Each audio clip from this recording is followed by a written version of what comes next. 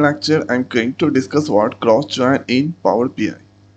So this is the diagram here. So now you can see there is the table 1 and table 2. So here column of 1 or table that join with the 1 and second and third.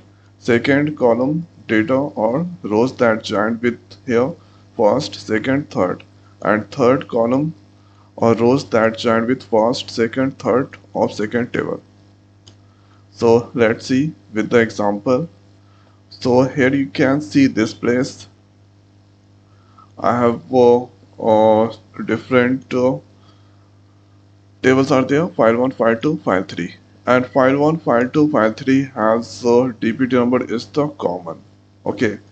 So the next is after or there going to we need to click on this new table and new table and here using cross join. So this place you need to give the two tables name.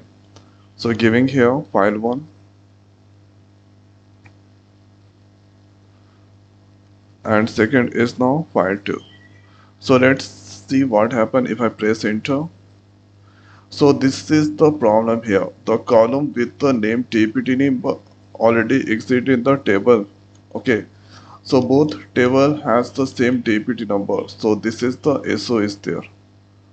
Okay. So when you get same or column with two or tables, then there is the problem. But now this time what I'm trying to do, so file 2 that going to connect with the employees. So now file 2 has this all and employees has this all, and all the columns are different in file 2 and employees. So let's click on this new table and right here cross join and giving here employees, then file 2. Press enter. So this times that has done, and if you want then you can write here meaningful message or cross join example. So now here the table that's created with the cross join, and now you can see this places or here. So you can see this all places. So all the column from implies that join with all the column of file 2. So file 2 there I'm using. So file 2 has DPT number dname, and third is now lock. Lock is there. Now I wanna see the data. So for our data you need to select the first this selected, then after click on this data view.